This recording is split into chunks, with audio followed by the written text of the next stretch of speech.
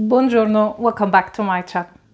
Today we are going to talk about all the new releases that I didn't do a full review of. I have here a lot of the new fragrances that were launched recently, and I'm going to tell you my final thoughts about them and would I recommend them or not. So if you are wondering if it's worth it to buy missdiorparfum, blackopiumoverred, or any of the new releases, then please keep on watching. But before we start, if you are new to my channel, hi, welcome. My name is Noura, and on this channel I mostly talk about fragrances. So if you are a fragrance lover, then please consider subscribing and also hit the notification bell so you will get notified when I upload any new video. I will highly appreciate it if by the end of this video you found it helpful or you enjoyed it, to give me a thumb up. That will help me a lot. And without further ado, let's start. Let's start with the fragrance that I was mostly excited about. So once I heard there is a new flanker of Miss Dior and it is a parfum concentration, I immediately bought it. It was a blind buy. And let me tell you, I am a little bit disappointed. So luckily I actually didn't open the fragrance. There was a sample of it in the order and I decided to sample it before opening the full bottle. So I actually returned my bottle of Miss Dior. So it's kind of a sweet floral patchouli and it opens to my nose with a burst of peach.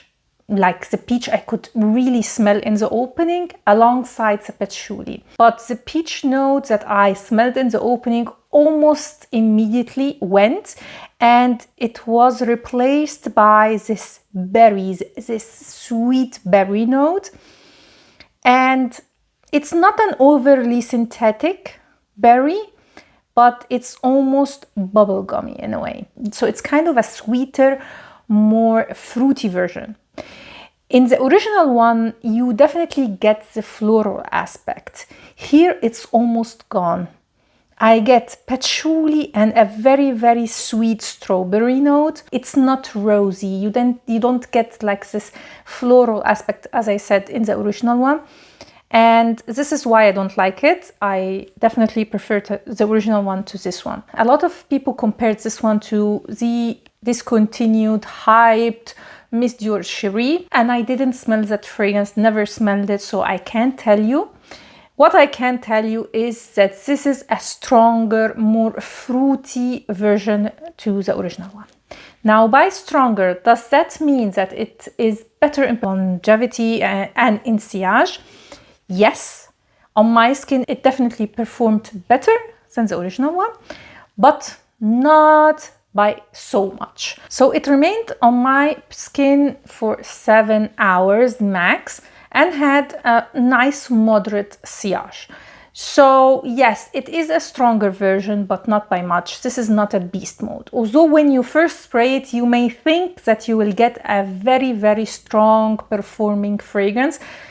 It does dry down more, I would say moderate to long lasting, so between the two. And I'm not like an oversprayer, so maybe if you overspray, you will definitely get better performance. And as I said, I do not like this one, not only because of the strawberry note, etc., but because if I smelled this fragrance on someone, I would have never guessed that this is a Dior fragrance. Not that it's cheap or it's, you know, it smells generic, but it lacks this very, very classiness that I love in Dior, especially this line, Miss Dior. And don't get me wrong, it is kind of classy, but not Dior, if you know what I mean. This fragrance is a pass for me, but it is a good release. So I would recommend it for those who want a fruitier version of Miss Dior for sure. But if you were expecting a beast mode fragrance, then definitely it's not. And I have also issues with the price tag. It's too much for what you are getting. Yes, it's a Dior fragrance and everything, but the price is almost a niche fragrance. I don't know, it's not worth it. So Miss Dior Parfum was unfortunately a pass for me. Next we have the new flanker of Black Opium. This is Overred. No, no, no, no. I would never recommend this fragrance. This is a cherry take. You know, cherry is now like a very hyped note. It's a cherry take on the DNA of Black Opium, and it is one of the worst cherry fragrances I've smelled. That says a lot. It's overly synthetic. It smells like cough syrup flavored with cherries. It's a definite pass, and I would never recommend this fragrance ever. So this fragrance is definitely a flop. Would not recommend it, and I don't like it at all. By the way, I'm so sorry about the lighting. The sun is shining in my face right now. I'm so sorry. So I changed the position where I usually film recently because I broke my foot. Anyway, next fragrance is the new flanker of Very Good Girl Blush. This is the Elixir version. And this is a stronger, more mature Good Girl blush, if you know what I mean. They substituted peony with rose here, so it's more rosy, and they added patchouli. And that made this fragrance much stronger, and also with the patchouli base more long lasting. And I like the fragrance, but I am not in love with it. I definitely prefer, again, the original one to this one, mainly because I don't like this patchouli note here, and also that they substituted peony with rose. This is a fragrance that you would definitely like if you love the combination of rose and patchouli, and you love synthetic rosy scents like Delina. You will definitely like this one. Very good in performance. It's moderate to long lasting. It lasted about 8 hours on my skin and had a strong projection. So yeah, performance is not an issue. So this fragrance for me personally was a pass, because I definitely prefer the original one, but it is a fragrance that I would recommend if you love rosy patchouli fragrances and you love the rose and fragrances like Delina. You will definitely like this one. Next, we have not one release, but two of the Aqua Allegoria line from Guerlain, which is one of my favorite lines, and it is FLORABLOOM, the EDT and the FORTE version. Now, first of all, I have issues with Guerlain recently, especially with this line in particular, because they are releasing too many fragrances, and also I do not understand the marketing by releasing the EDT and the FORTE version together. I don't know, it doesn't make sense for me. But anyway, let's talk about the scent. Now, Aqua Allegoria line is generally fresh summer fragrances. This is why it was created. This line is dedicated to these kind of scents. And if you look up the notes on these, you would expect something totally different. So you have in both of these coconut, mango, musk, iris.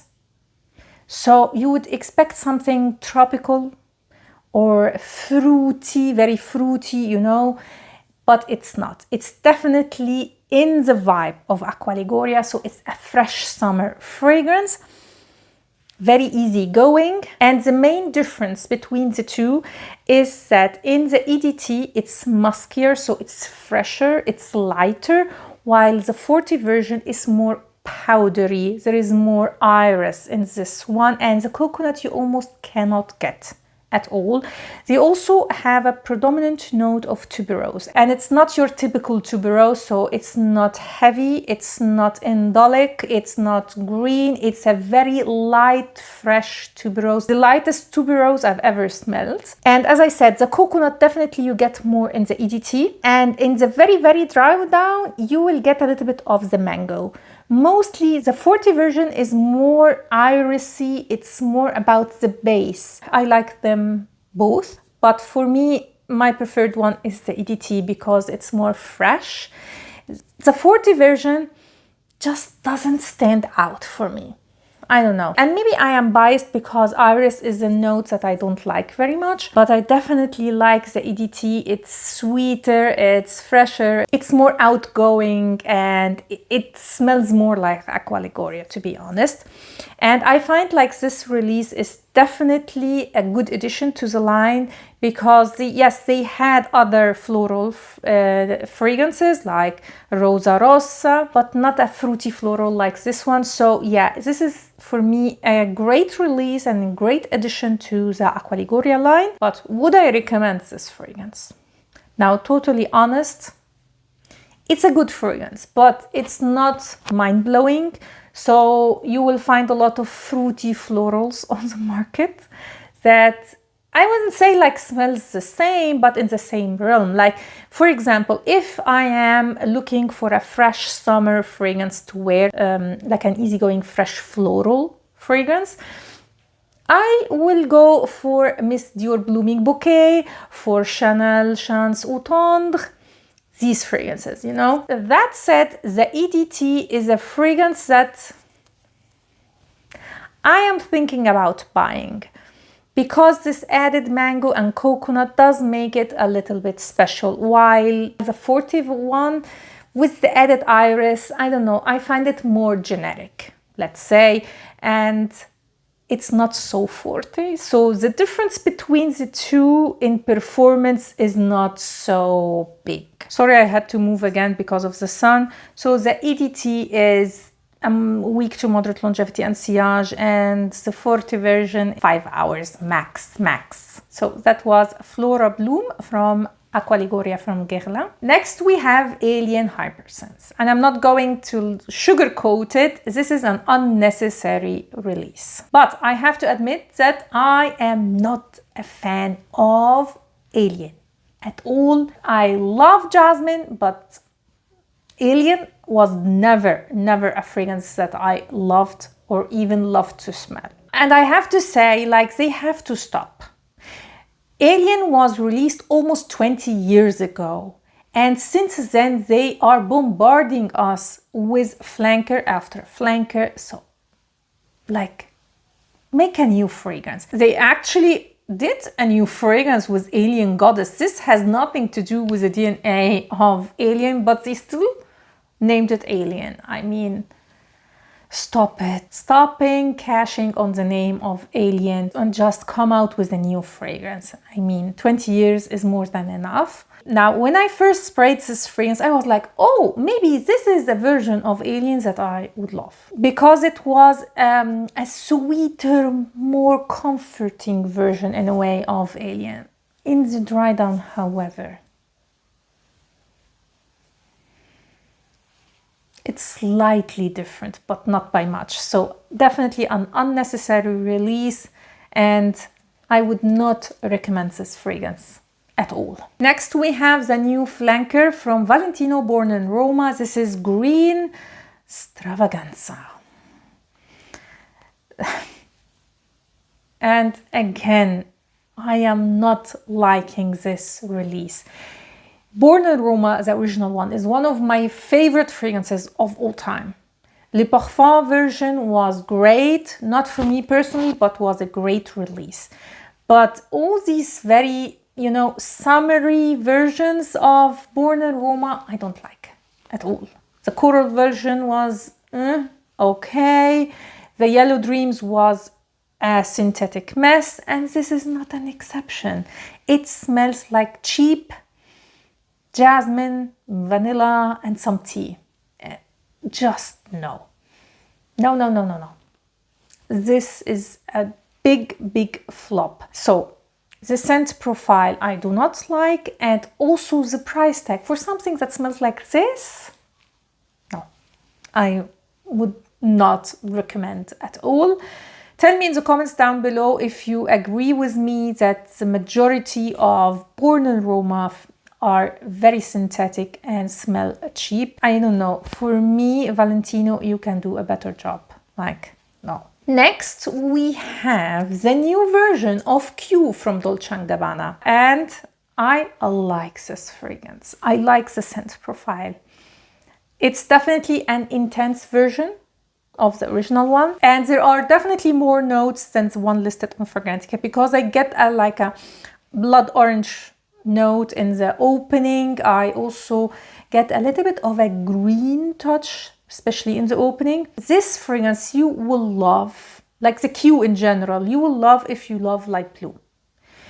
My issue with Q, the original one, and also this one, is only the price tag. The scent profile I absolutely adore. As a lover of light blue, this is right up my alley. I love these kind of fragrances. This is definitely like a cherry take on light blue, if you will. And the cherry here is not like your sweet gourmand cherry. This is a tart, almost not ripe cherry, if you know what I mean. I love it, and it's very fresh and invigorating, and has definitely, this intense version has definitely a better performance to the original one. My issue is the price tag. For this scent profile, for this kind of a smell, I would not pay so much money. So if you can get this one on a deal, like 50% off, I would recommend this. But for the full price, no. Next, I have a fragrance that I already did a full review on. You will find it in the description down below. But since we are talking about new releases, I have to mention it quickly. And this is the new Musk Nude from Narciso Rodriguez. This is basically a mix between the For Her EDT with Crystal. It's definitely lighter, more girly version of the EDT. It's not so heavy or strong as it, and it's more floral and girly. The color is definitely matching the scent. I love this new release, would definitely recommend it, especially if you wanted a more easygoing version of the Narciso For Her Eau de Toilette. Then get your hands on this one. Again, the full review is in the description down below. And these were all the new releases that I've tested and tried recently. Tell me in the comments down below, did you try any, or do you own already one of these fragrances, and what do you think about them? I hope you liked this video and you found it helpful. If you did, please give it a thumb up and consider subscribing to my channel. Thanks a lot for watching, and see you next time. Ciao!